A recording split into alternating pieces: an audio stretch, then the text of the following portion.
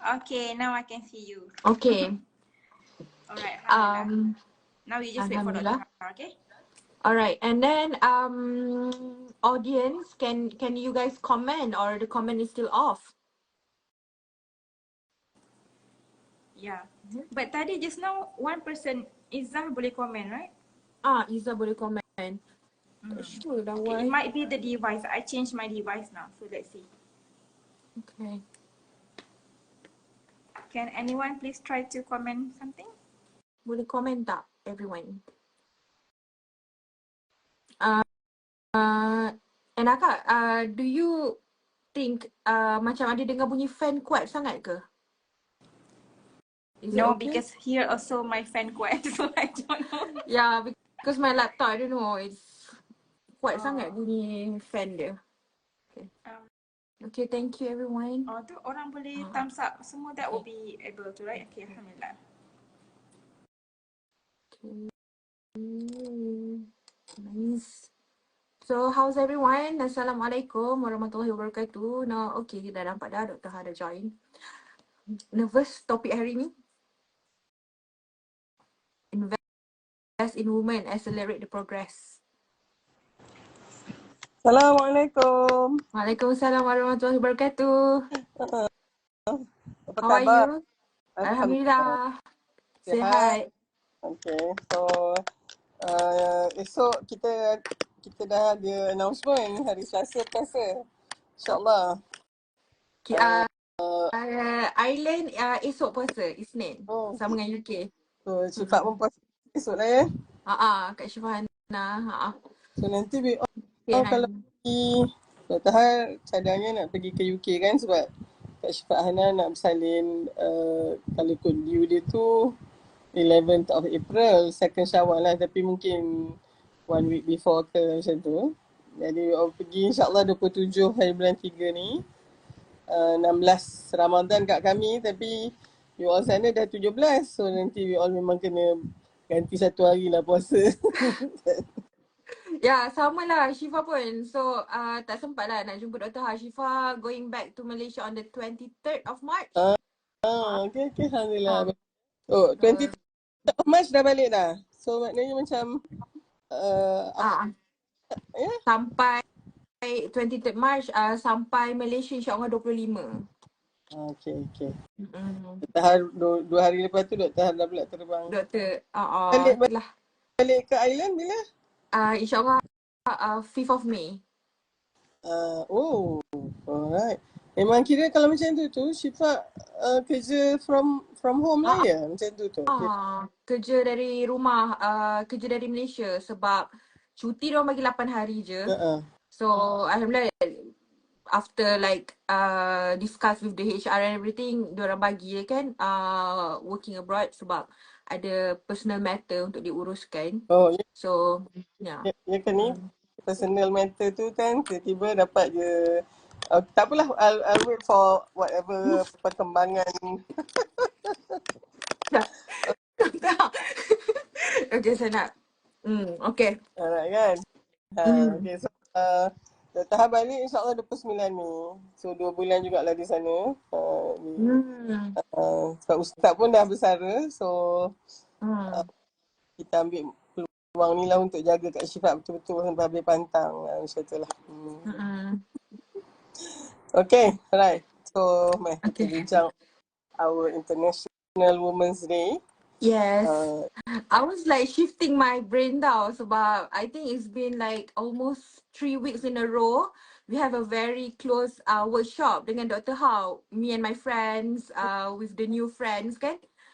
So macam bila tadi, so dalam our previous workshop tu, we are very macam have a very close circle with Dr. Ha and other mentors. So tu tadi otak saya nak tergelak bila Dr. Ha. Itulah I need to shift my way of thinking now. Okay. Alright. So, silakan. Okay, thank you everyone. So insyaAllah hari ni macam ramai kan join kita, nampak? So kita akan sempena Hari Wanita Sedunia. We're going to ni lah have a pillow talk with the team Invest in Women, Accelerate Progress. Interesting team. And then as what Yeshiva baca lah kan dekat UN punya website. So they want of course with the Women's Day there's a lot of macam I think there's a 5 of the thing yang UN nak ketengahkan, which is the human rights issue among the women, and then to end the poverty, gender responsive financing, shift to green economy, green economy and care the society, and then to support the feminist change maker. So there are 5 of the things yang UN nak ketengahkan with this team. And I would say like nombor 1, nombor 2 tu antara benda yang kita selalu jugalah kan nak work on it, especially now for the number 1 human rights issue. Walaupun macam satu dunia menyambut Hari Wanita Sedunia, I would say the most resilient woman now is at the center of Palestine, kan? Yes. So I don't know, I feel like bila tengok in one way it's very contradict lah. Macam you know, you're talking about invest in women, but there are women who are being suppressed there. I just don't think that it's something yang kena dengan situasi semasa. But in a way, there are still women on the other places yang need to have this orang kata this campaign need to be advocate to untuk shift the paradigm of the woman itself. Bagi Shivala kan. Sebab yeah, and then like as usual in your opinion lah Dr. Ha, it leads to the to my first question. In your opinion, like invest in women and accelerate the progress. So your personal opinion, what do you think of like investing in women? You personally, what do you think of invest in women, and what are Dr. Ha yang paling Dr. Ha rasa penting untuk kita laburkan dalam kalangan wanita? Apa aspek yang paling penting in your opinion?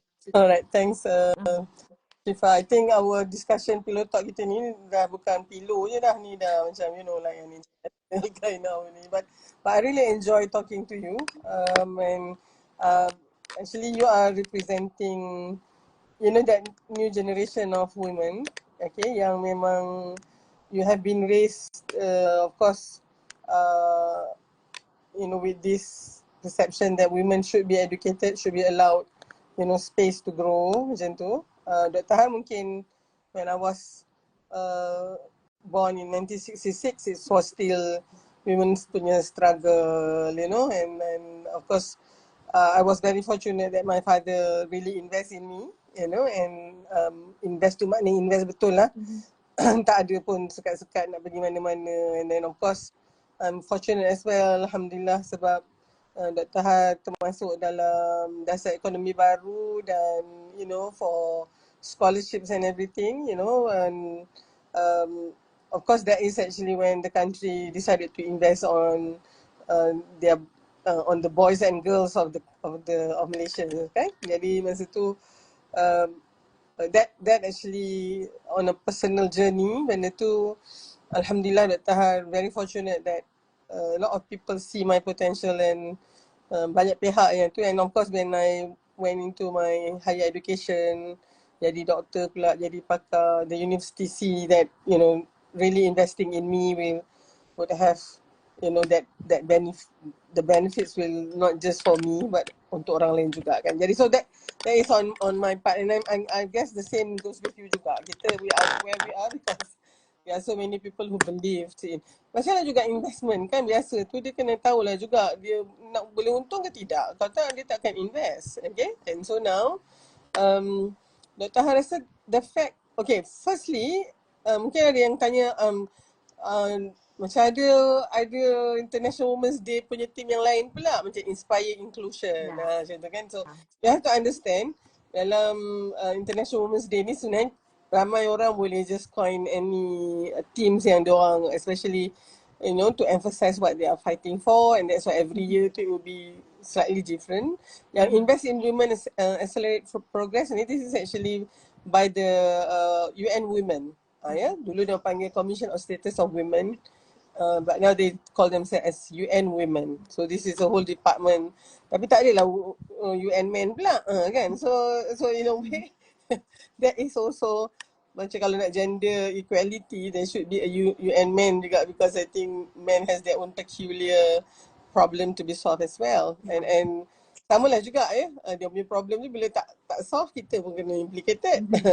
Jadi so in fact there are so many things that we might have to sort of the men has to change their paradigm juga in order to have to see some kind of progress in our side juga kan. And kat situ itulah ada banyak lah dia punya proposal of how do we relate and how do we connect and how do we work together with men. Ada yang so lean in lah, ada yang macam-macam kan. So now I think bila Inspire Inclusion tu pun to me is very important juga. Tapi as what you say ni Shifa, it's very important that especially now when there's a genocide happening in Gaza, in Palestine, and the injured and the one killed, kiranya women and children, where are the feminists that always fight for women's women's rights tu kan? Tiba-tiba diam pula. As if women in Palestine, macam when you discuss all this, they are not included ke? Kan so yang itu bukan women saja, tapi of course in this group the whole group of people has been targeted kan. Jadinya itu satulah. But let us look forward lagi macam contohnya with this team, you can easily see how do we build Gaza and Palestine, above the rubbles, is by investing in their women, and in fact, Palestinian women are among the most educated in the world, and engineers, doctors, they are very smart pun, equally smart lah lelaki perempuan Palestine ni. So I think this goes, insyaAllah. Jangan rasa sedih, jangan rasa ni Ramadan is coming. This is really bulan kemenangan, so kita wait for something. But if I will, kalau Dr. ada lagi masa yang panjang selepas ni, how do we build Palestine after this is by investing in their women. Okay, so that is actually the note lah. Okay? So tapi satu lagi ni Shifa, bila katalah this team kali ni remind me of in terms of my profession, which is obstetric and gynecology kan, kita memang always focus on maternal health, and that is actually the index of health for the country sebenarnya tau. And when we look into maternal health, the most important index is maternal mortality. So how many women die due to the process of pregnancy and childbirth. Okay, and that is a direct indicator of the status of health of that country. Okay, so Malaysia actually in the during our independence tu 1957 tu, the death is still ranging about I think close to even 500 over mothers died due to childbirth and pregnancy for every 100,000 reproductive women, so itu tinggi tau. Maknanya and then this is really the story yang kita dengar, mak tumpah darah kat rumah and then they die, and every family tu macam ada lah yang meninggal tu, sama ada makcik dia ke atau nenek dia ke atau macam tu kan. And it's mainly because the delivery was at home. So countries yang macam of course yang masih lagi ada high mortality tu, maternal mortality, even now there is a direct indicator that the status of health in that country is really poor.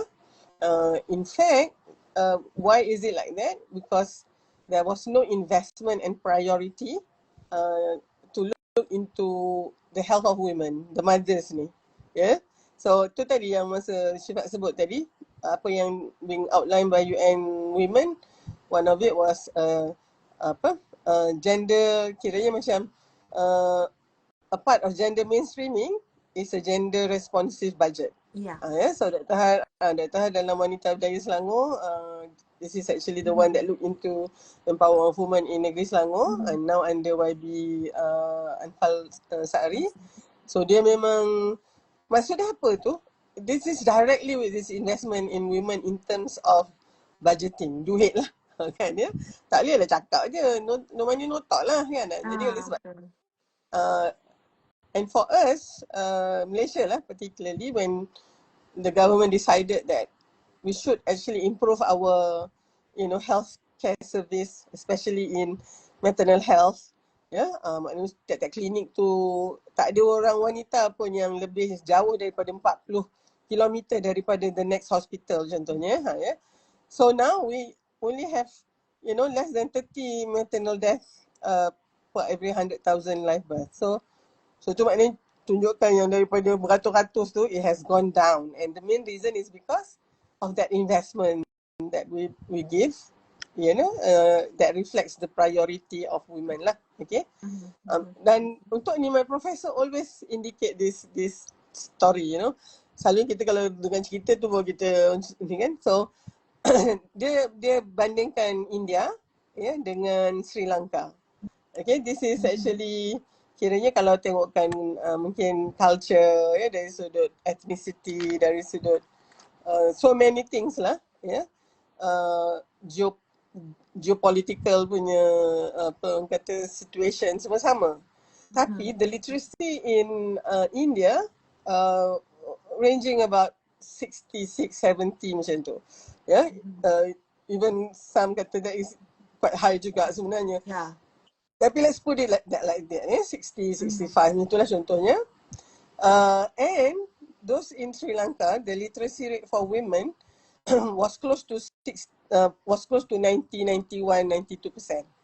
So maknanya women dekat Sri Lanka kiranya were more educated lah during that research punya period tu. So, and when they look into the maternal mortality rate, Sri Lanka has 1/3 less daripada the one yang India ada.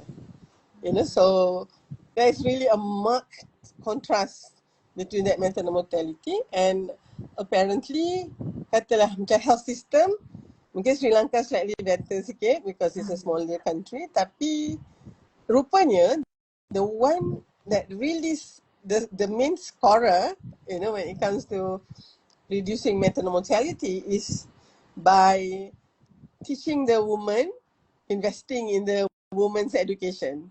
Rupanya woman ni bila dia tahu tulis nama dia boleh membaca dan dia boleh mengira, they can actually look after themselves and the whole family as compared to an illiterate woman. So bila Dr. tengok this year punya invest in women accelerate progress tu, that's actually the low hanging fruit sebenarnya. And just educate the women, invest in their punya health, their punya education, and the woman will look after themselves and the family. So Dr. mungkin stop kat situ dulu, tapi Ruby Manican, who is actually quite a famous American punya educator, dia kata if you educate a man, you're educating an individual. But when you educate a woman, the whole generation, kan? So I hope this sebenarnya baru kita kata this is in the UN punya women level. No, I think the message is you need to invest in yourself. Kalau orang lain tak nak invest pun tak apalah, kan? But of course kita ada gaji kita sendiri. But when I mean invest in yourself, janganlah invest baju je tiap-tiap bulan, kasut dengan dengan handbag aja kan. Macam takkan itu kot, you know. So invest in so many other things that makes that sort of expand your potential tu. Ya, okay. Dr. Ha berhenti kat situ dulu. Ni Syifa. Okay. Thank you, Dr. Ha, for highlighting the your thoughts on investing in women too. And then betul lah juga apa yang Dr. Ha cakap, it's not a very big UN matter. It's like it lies within our daily life. Yang itu yang penting untuk kita highlight kan. Because I was thinking that sometimes kita as a woman, we tend to think that kita ni kita letakkan harga seorang wanita tu in very material way yang macam we escape this ni lah yang macam mana yang macam Dr. Ha fokuskan dari segi education tu, education investment and then health. For me these two lah sebenarnya, education and health ni yang akan mensejahterakan sesebuah masyarakat tu. So as Dr. Ha said that don't only invest in pakaian, handbag, okay. Okay, for some people nanti dia kata, oh, are you trying to macam saying that women shouldn't be cantik? Ni the other side of feminism. No, we don't say that. To be good is very to look beautiful, untuk berhias is very good for your self confidence, but in a way don't just be beautiful outside, but we need to invest for our mind, our knowledge, and of course our soul, so that we can be beautiful inside and out. So this is my opinion.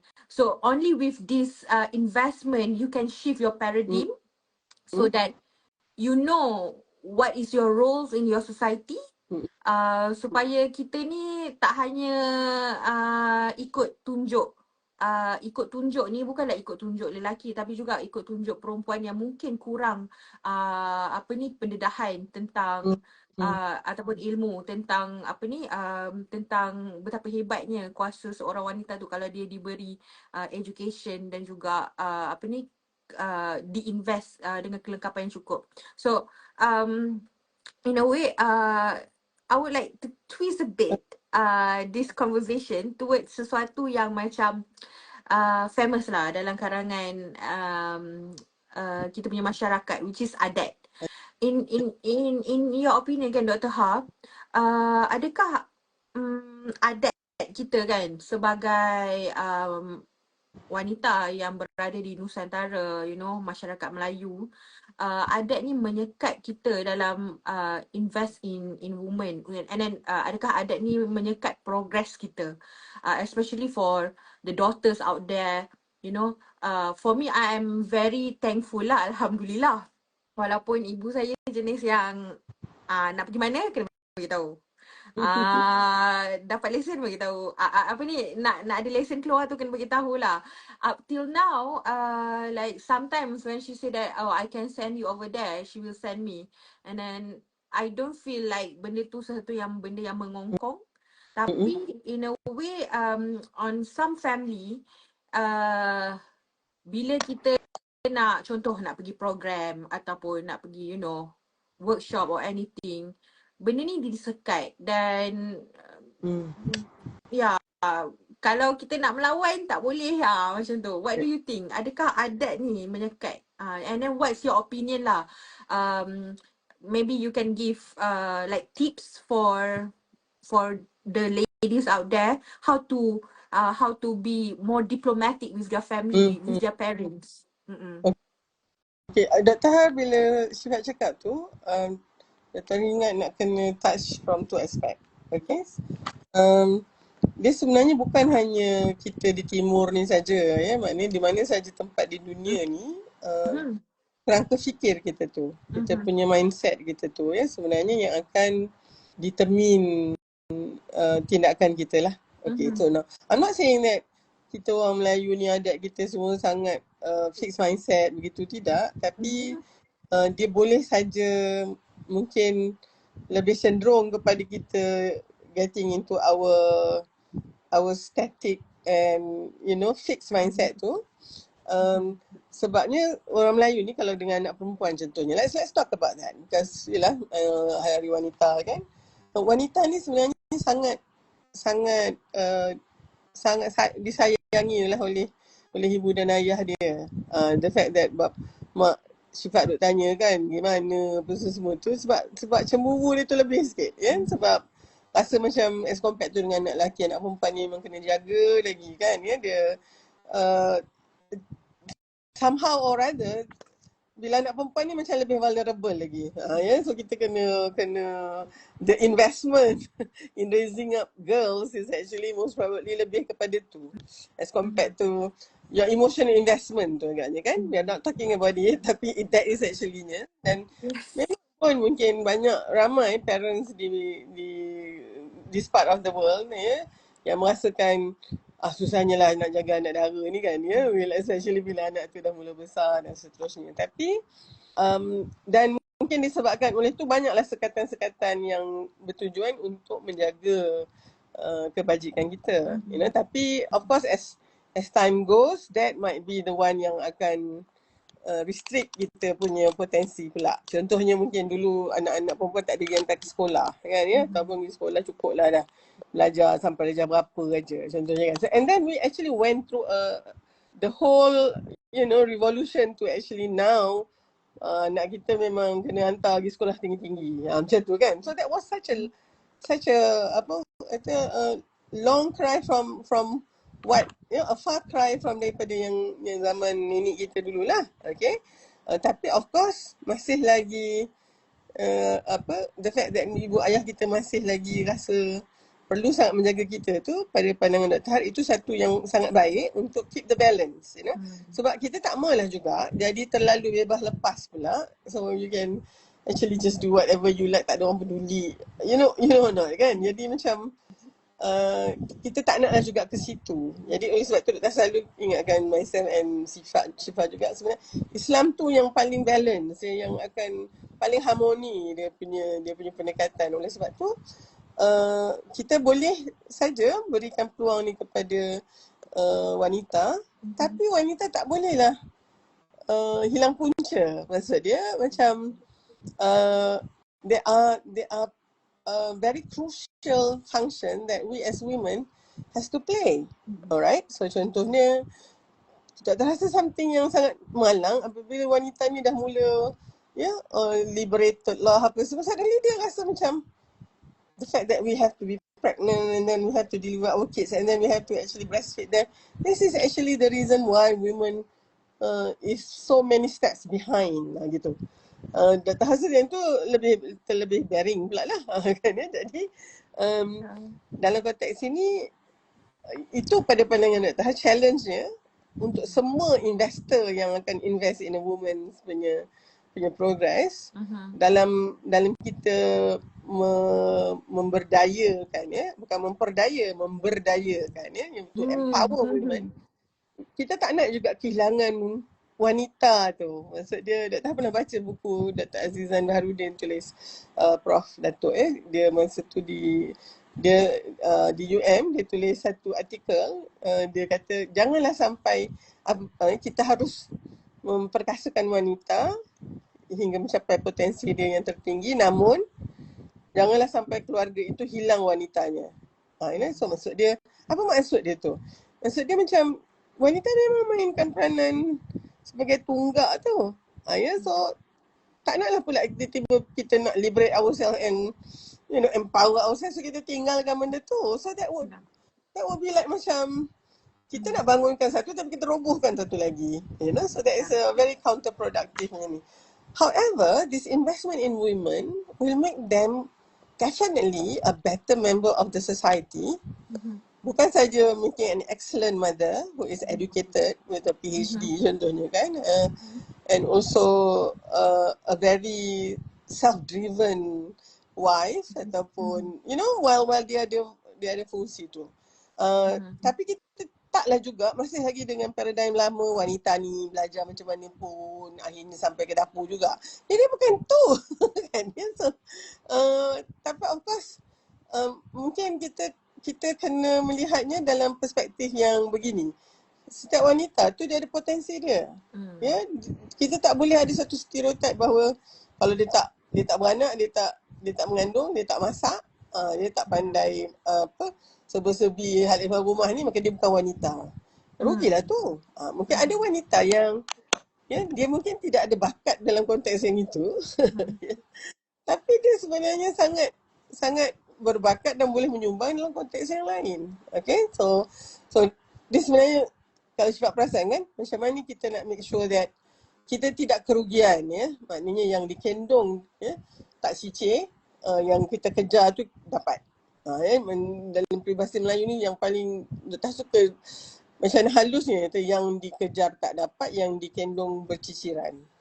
Tapi sebenarnya kita nak apa yang dah kita ada, maknanya nilai-nilai sebagai wanita timur ini, yang sangat mementingkan keluarganya, sangat berbudi bahasanya, memastikan keluarganya sentiasa close knitted, kan, dia jaga mak mentua dia, all this sort of thing. Kita masih lagi ada tu, tapi at the same time kita juga boleh terbang jauh dalam konteks kita punya profession. And I think Malaysian women to some extent has shown that. Has shown that, betul. Kita masih lagi untuk Dr. sendiri lah, mungkin sebagai seorang profesional kan, masa di rumah itu yang paling best sekali. Bersama anak-anak tu masih lagi yang ni. Tapi nanti bila pergi kerja lah. Kan, I don't feel guilty going out to work. Tapi syaratnya I have all the supporting system in place before I can just, take up another responsibility. Of course, that make us very busy. Tetapi ada caranya tu, untuk kita balance out tu lah. Dan of course kan, Syifa, semuanya kena diasaskan kepada niat kita lah.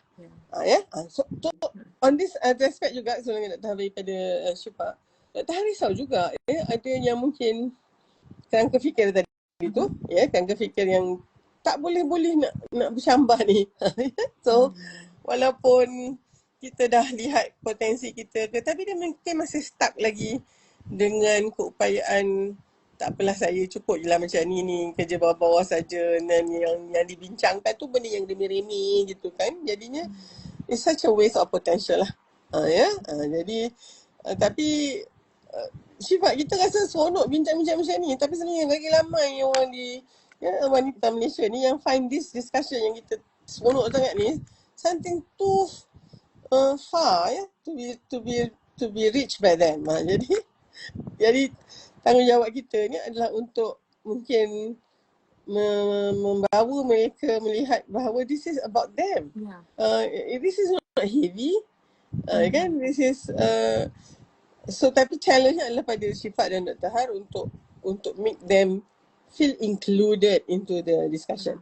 Tadilah inspire inclusion, because mungkin salah satu yang kita nampak bila women is so engrossed in empowering themselves, ada sebenarnya, instead of making them more acceptable by people, they are more rejected.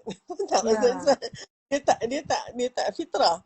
And bukan je lelaki yang tak suka, ada perempuan lain pun tak suka juga kan. Kita apa sangatlah tu kan. Jadi so selagi mana kita berhadapan dengan ni, dan Dr. rasa di Malaysia masih lagi sangat ketara yang ni, while we are discussing macam ni. Tapi kita tengoklah perbincangan, mereka tengok mungkin balik kampung ke apa kan, bincangan ni terlalu remeh lah kalau ikut kan. Ni contohnya kan. Dr. Har tak pandang rendah langsung kepada siapa-siapa, tetapi mungkin perbicaraannya tentang, pernah kan dengar ada satu quote, Dr. Har tak ingat siapa, dia kata small mind discuss people, kan, and then maybe great mind tu they will discuss about issue, about masa depan macam tu. So jadi Dr. Har, kalau if you ask me what would be the one that I think need to be invested in women is actually not just knowledge, tapi making it applied. Yeah. And they feel that they are a part of that. Mm-mm. And that can only happen once they have the growth mindset and they are able to step out of their punya comfort zone and their vulnerable fear zone tu. Okay. Betul. I totally agree. And then I see that the effort bring up by Akademi Dr. Ha, I think Akademi Dr. Ha for me lah nampak macam what I see the vision of Akademi Dr. Ha is like to empower the woman.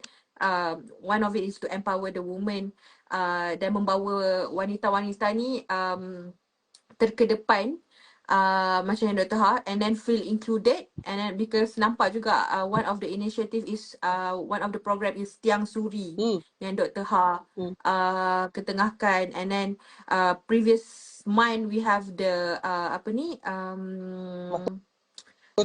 Mahkota Suri.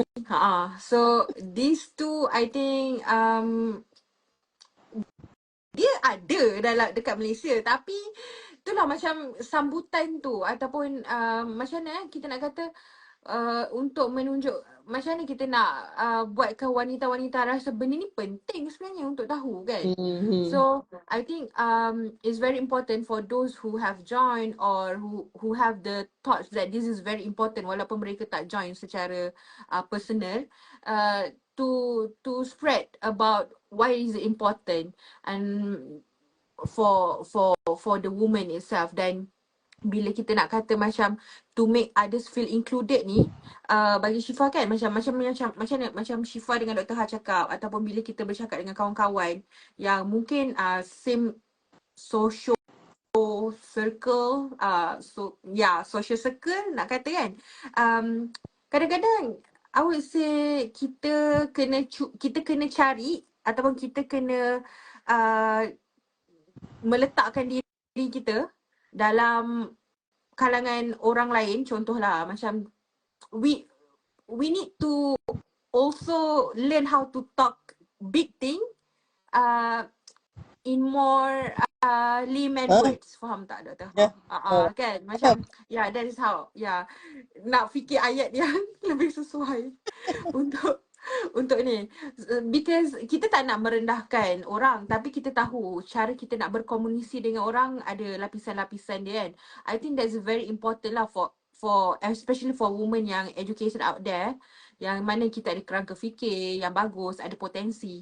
I think ini antara salah satu ruang untuk kita cari macam mana kita nak sampaikan, macam mana kita nak lebih mendekati mereka-mereka macam mungkin suri rumah dekat luar sana kan, untuk mereka feel included and empower themselves so that they can shift the paradigm. Because sometimes I would say macam mana Syifa, this is from my own experience kan, dengan my batchmate, ada yang dah 3-4 orang anak tau. The kids are like dah masuk darjah 1 ataupun 5-6 tahun kan. So when we have this kind of talk, dia kata macam, you know what, I'm coming from MRSM, you know. I was once like, you know, with all these kiranya di sekolah asrama penuh kita didedahkan dengan perkara-perkara macam ni. Tapi one of the thing yang mereka cakap adalah, but when I become a housewife I feel stuck, katanya macam tu kan. So I was like, no, you don't have to, because you have a lot of potential. So I think penting lah untuk kita bagi dorongan juga dekat kawan-kawan kita. Their potentials are very valuable and they need to invest in it. Macam Dr. Ha cakap. Alright, Syifa, actually yang Tiang Seri Suri tu, Dr. Ha, collaboration Akademi Dr. Ha dengan Persatuan Suri Rumah Rahmah. This is SRR, and diorang ni memang keahlian tu memang suri rumah. Dia define lah, maknanya you are memang focusing most of your time tu as a house, as a stay at home mom, dan kebanyakan mereka sememangnya dalam SRR ni adalah pemegang degree, sama ada sarjana muda, masters, dan ada juga PhD. But they are sebenarnya suri rumah yang choose to stay at home. So that's not even an easy decision. And to Yeah. me, benda tu jadikan dia orang a special group of people. Tapi of course the connotation of suri rumah kan, kita expect memang mungkin SPM sajalah, ataupun you memang jadi suri rumah tu sebab you tak ada qualification untuk bekerja ke contohnya. Tapi these are women who at this point of time prioritize the family, and to that, for them, dia orang memang nak fokus ni. But of course dia punya challenge is that Yeah. semua orang family ataupun kawan, you berhenti kerja betul kan. Dia buat apa kan, sayangnya macam tu, something like that. And then instead of getting the recognition, they always being questioned macam tu. So Yeah. it affect tau dia orang punya ni. So Dr. Har buat satu, it's more like macam self-awareness ataupun self-development punya module yang kita panggil tiang seri-suri, tapi eksklusif untuk suri rumah je. Then I just found out that there is no such master classes yang macam tu, just to tunjukkan suri rumah. We had quite a good number of participant, dan of course dia ada satu lagi tu diskusi tingkap tu, yang itu dia bukan master class, dia tak it's more like macam talk show macam ni, tapi dia sebenarnya gear up for convention suri yang diadakan tahun lepas. So this group is really dynamic lah, tahu, they are using whatever that they have learned or they have experienced tu into suri rumah, and that become a very strong support system for the members. Dan members ni apa yang Dr. Har buat dalam masterclass yang seri-suri tu, kita buat ada 10 modul, 10 modul, and the module is actually macam a flow macam tu.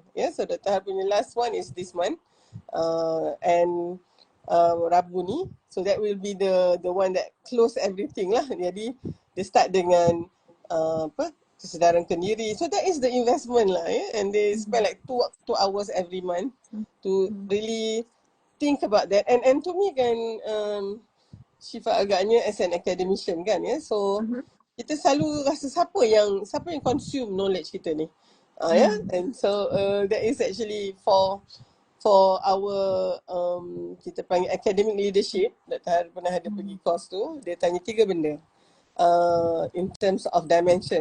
Satu dimension dari sudut aspiration, why in the first place you want to be an educator, so yang itu. Kemudian dimensi birokrasi, soal-soal kan, you have to deal with the bureaucracy of your everywhere lah bila you kerja tu, kan. And then satu lagi is dimension disconsumption, who consume your knowledge tu. So masa tu Dr. Har, of course lah, masa tu kan banyak betul lah macam yang tak syncnya dengan birokrasi, especially lah kita nak target yang ni, kita dah 7 gawang gol tu, suddenly baru kita nak score, gawang gol tu move. So that's very frustrating lah kadang-kadang tu. Tapi we had to write macam an essay lah, punyalah menyampahnya assignment ni. Kita bagi student assignment bukan seronok, tapi bila orang bagi kita assignment menyampah. So I recall writing that because I need to submit that the next day gitu kan. So malam tu burn the midnight landscape. So saya tulis pasal dimension of aspiration tu, what inspired me to be an educator. I think it's still the same daripada dulu sampailah masa tu Dr. Har mungkin dah 10 tahun jadi pakar kan. It's still the same. Kenapa? So alhamdulillah dia tak ada berubah lah.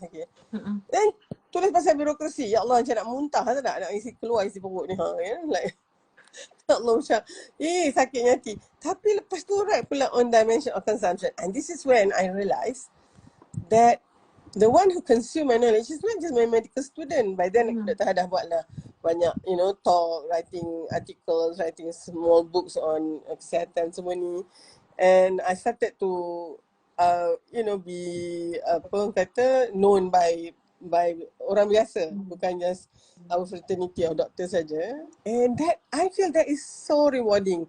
So at the end of that, dia jadi macam aspiration dia still tebal, and then consumption is growing.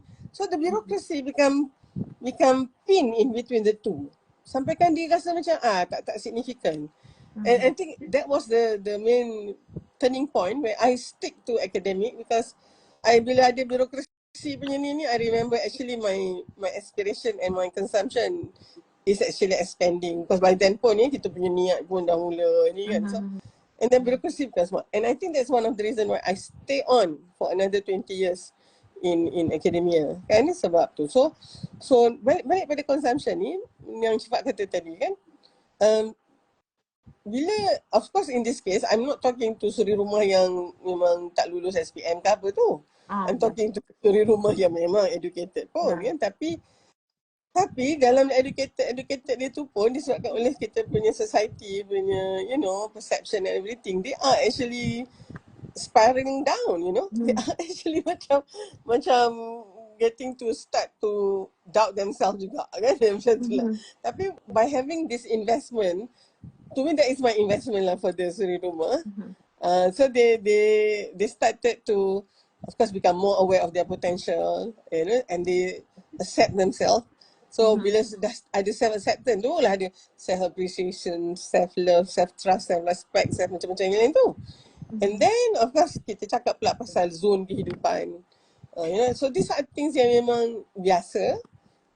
Tapi bila kita discuss that in a class, it become like, and I think the moment of aha moment kat dalam that master class was really, is mengajar orang pandai. Dia dah tahu dah semua ni. It's just a revision, And then I can see that it changed their punya way they look at themselves. And masa convention suri tu, I can really see, how confident they are. And kalau, it's important to have that belief that you can do it and you are not alone, macam tu kan. So, lepas daripada tu Dr. macam dapat satu request daripada another entity. Kita macam dia tahu, can we have the same kind of master class? I'm going to start that after I finish this one lah. Mana you all tahu? Tak, you all nampak this SRR makin lama macam makin confident. So, buat tanyalah kan, you all ni sangat berbeza dengan yang pernah jumpa. You all ikut master class Dr. Har. So, apa dia tu kan? So, to me, of course as an investor to women punya ni, that's really a very, impactful feedback. Yeah.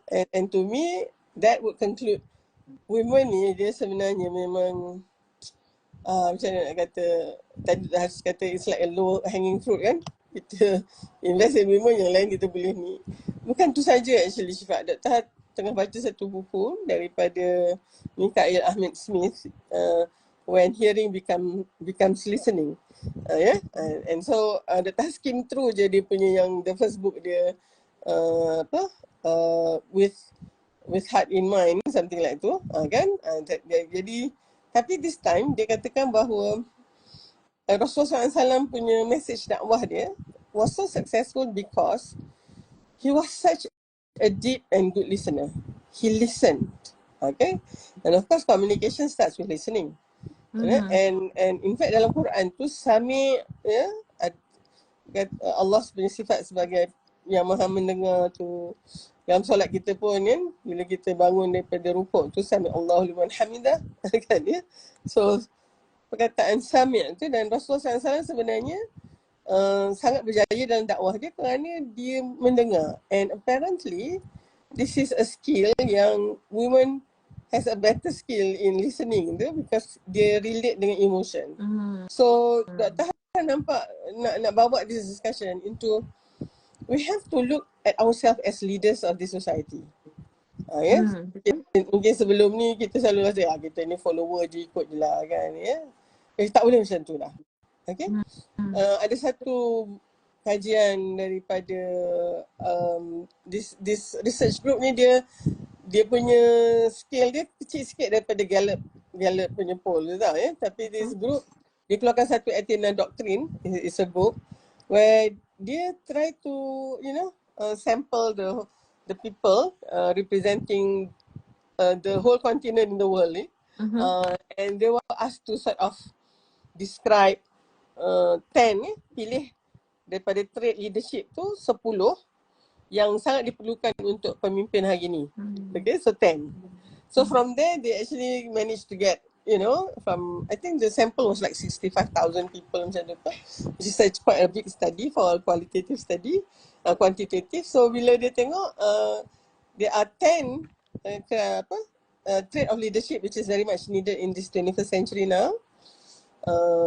And this was before the COVID tau. I think lepas COVID pun agaknya it might change a little bit. Tapi 8 out of that 10 is actually leadership traits yang dianggap feminine.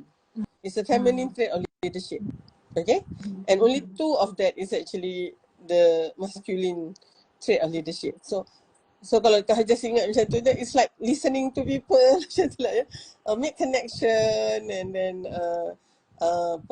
accommodative. Those traits yang selalu orang dismiss as this one it's so mushy lah. This is like what too qualitative lah, cannot quantify macam tu kan ya. So apparently in this day now where most of our artificial intelligence would take over that leadership trait yang more masculine. Like macam calculative, risk-taking, semua tu. AI would do a better job and more accurate. So the world actually need those traits yang AI kita tak boleh buat. More human traits. Yes, and that more human trait is actually more feminine, being described as leadership. It's more of a feminine trait of leadership. So kalau macam tu kan, memang Dr. Han rasa the message in our discussion today is all of us has to see ourselves as a leader. We lead. Kita and hence when you have that kind of mindset, you will start to equip yourself with all the necessary skill lah to be a leader. And not just macam puas hati bila kita jadi di belakang saja. But of course, we take the lead, tapi again macam mana kita take the lead without making those men yang memang dominant tapi tak tahu benda apa nak buat tu, to actually share that leadership with us. Okay? Betul. Maknanya we can actually get to that front leadership role and line by aggressively we pijak tahu orang lain and then maybe throw away some people. That's the aggressive way lah kan ya. Yes. And then become so macam possessive on our role kan macam tu. Ataupun kita navigate. Right? And yang itu tu yang kalau Sandra Sandberg dia kata lean in tu. Yes. Lean in kan. But I don't quite like that book. Sorry siapa yang admire Sandra. I feel like mungkin I would prefer a word called adaptability. Where you adapt. Tapi bukanlah juga sampai you kena bend the rule ataupun you jadi dissolve in that lah kan ya. Lean in tu ada yang tak apa suka kata is still macam you succumb to the very patriarchal culture. Macam tu tau ya. Tapi Dr. buku ni ni Dr. boleh tunjukkan. Doktor, I have the same thoughts tau on the lean in, but tajuk Doktor tu tak nampak. Buku ni is A Good Time to Be a Girl, written by Dame Helena Morrissey. So kalau Sandra Sandberg tu she's an American, but this is actually a British. Helena Morrissey ni kira one of the captain in the industry lah dekat UK tu. Apa background dia? I think more of economics and business jugalah. Tapi dia she has 9 kids. Believe it or not, she's my age. Nama pun lebih kurang sama. But she has a husband who is a fully house husband. So husband dia memang, so dia macam exchange role tu. Okay? So and dia memang sukalah pregnant ada anak semua tu. Kan dia ni so pada dia dia rasa not just leaning in, tapi actually to find the people who believe in you and invest in you. Tu dia. So these are the people yang while kita kata this team is invest in women, kita juga kena cari those investors who become our life coach lah juga in a way. And to me, the way we accelerate progress is when we become leaders and lead together with men. Itulah kita orang perempuan ni kalau nak leaders kita tak ada kata kita nak depan seorang-seorang, kita nak bawa juga lelaki perempuan sekali. Ni tadi pagi Dr. Har ada dekat MPAJ Pandan Indah, sambutan Hari Wanita 2024 peringkat negeri Selangor dekat situ. So bila dengar dia punya YDP perempuan Dr. Annie Ahmad tu, and of course Esko Wanita Dr. Hajat Anfar ada, and of course the VVIP is Datuk Aiman Atirah sekarang jadi Timbalan Menteri KPKT. So KPKT ni tahulah kan penduduk kan dia daripada inilah macam flat lah apa kalau kat. So YB Datuk Aiman Atirah ni duk kata kita bukan nak kita saja orang perempuan yang dapat manfaat, kita akan bawa semua sekali. Kata I terfikir itulah dia women when they become leaders, they're not just talking about themselves satu. Kemudian dia orang nak semua naikkan. Dia tak pula kata kita nak naikkan orang perempuan je, tak, dia naikkan juga orang lelaki. But as a whole lah ni, as general lah mungkin of course ada yang lebih tak macam ni, tapi men basically when they lead, they focus mainly on themselves, their survival, dia apa semua. And bukanlah nak kata tak fikir, tapi cara dia nak bawa orang lain naik tu mungkin not as passionate as how a woman is. So the world, Malaysia as a country, atau community kita atau kejiranan kita yang tak tahu berapa puluh rumah ni aja sangat perlu kepada wanita untuk memimpin. And so kalau Dr. Har ditanyalah kan, Syifa, what would be your, kalau you ada duit RM10 je kan, yang you ada, you nak invest kat women ni, you nak invest kat mana? So I would say that RM10 I would invest in empowering women to be leaders by becoming good followers, excellent followers. Okay? Strategi kita sebelum ni kata wanita kena memimpin, wanita dia takut, lagi menyorok dia. Yes. So to me, that's my next project lah sebenarnya, is to actually empower all of us, especially women, to become excellent followers. Because daripada excellent followers ni boleh jadi excellent leaders. Okay, mana ada leaders yang tiba-tiba je yang buat kita hara ni adalah leaders yang tak pernah nak jadi follower. Masa dia jadi follower, dia kerjanya mengacau aja. Tiba-tiba dia jadi leader. Mana boleh? Kan? Dia tak tahu the rules tu. So, kalau kita tengok criteria of a good leader and a good follower, dia sebiji sama. Dia tak ada beza pun. So I think that is the conclusion. Invest in women tu in what? Kan? Of course in all area. Kita cakap pasal education, cakap pasal health. Of course kita kena ada juga political power for decision making, but to me, right from daripada kecil, let us teach our younger generation ni how to follow. Okay, because followership is a very crucial part of leadership as well. Betul. Okay, so I rest my case. Okay, 1 minit cukup. Mungkin betul, insyaAllah. Mungkin lepas ni mungkin, I don't know if there's a book how to follow. Ada? Let's ni. Ni ada followership. Yes. Hari ni 3-4 buku Dr. Har recommend. Please take note everyone. Saya memang followership ni written by Barbara Kellerman. It's a woman. Kan? And sebelum Dr. Har ni look into followership kan, I never thought there is such a thick book of maybe 500 pages on followership aja. And this is from her research. Satu lagi buku yang popular is Bad Leaders. I suka yang tu juga. I baru baca review dia je, tapi maknanya where do these bad leaders come from? they come from the time when they were actually very bad followers as well. Yes. Okay. Interesting. Allah, habislah duit. Okay, so itulah kena invest and book for Yeah. knowledge with all That's these good right. book. I'm looking forward lah. Very interesting because I think I have the I have a problem with the lean in punya concept.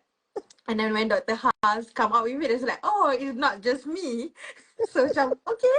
So tak sabar nak baca buku A Good Time to Be a Girl ni. Uh-uh. Looking forward. Dia, Okay. dia very challenging tau, Sandra punya ni. Dia kata a good time to be a girl, tapi dia ada small print kat tengah tu. Mana tengah tu? Dia kata, don't lean in, change the system. So, itu yang buat dia tak, wow, I really need to read this. And then we actually had this kind of discussion, talking about leaning in ke atau nak ni kan. So we decided we don't go for leaning in. Oh, dia punya adalah some of dia punya followers dia kan yang lean in tu marah betul kami all. Keluar kat dalam dekat komen tu, have you already read the book? So I baca dah buku Sandra Sandberg tu kan, tapi I find it very difficult to finish because it doesn't really buku Morrissey ni I find it, I see a lot of me in her. Jadi macam it's like adapting juga, tapi taklah sampai macam kena lean in tu kan. Jadi Betul? tak tahu lah. Okay. Okay. InsyaAllah. So, okay, very interesting. Memang tak habis saya cakap kan, tapi it's about time. Thank you so much Dr. Ha for giving your thoughts and insight about investment movement accelerate the progress. Me and with my friends, we like these 2 days we keep talking about this thing now, and then one of us said that, alah, macam tak accelerate je, dia kata. Pasal we said no, it's don't just focus on accelerate, but as long you have the progress, kan? Okay. So macam, you know, sometimes we don't accelerate but we have the progress. So hopefully with this pillow talk, kalau siapa yang mendengar kan, insyaAllah let's us shift our paradigm, be more empowered for ourselves and for the people around us. InsyaAllah semoga bermanfaat, and thank you so much Dr. Ha. Thank you. Next Okay. month maknanya Syifa mungkin kita buat pilot talk kita ni, Dr. Ha di UK, tapi Syifa pula yang di Malaysia. So maybe 9 PM Malaysian time, tapi Dr. Ha lah yang adjust kena sikit adjust lah kan. sikit sebab rasanya second week of April is going to be Hari Raya kot. Raya kan. We might relocate the date lah, insyaAllah. Okay. InsyaAllah, thank you semua. Jumpa lagi. Lepas tu selamat berpuasa Dr. Ha for you and your family. Okay. Doakan Dr. Ha, perjalanan Dr. Ha pergi dan balik ya, dan dapat doakan Kak Syifa Hana pun deliverynya tak ada masalah ya, dan Dr. Ha pun tinggalkan bunda Dr. Ha dan juga mak mertua yang memang uzur ya, untuk adik-beradik lain lah yang jagakan.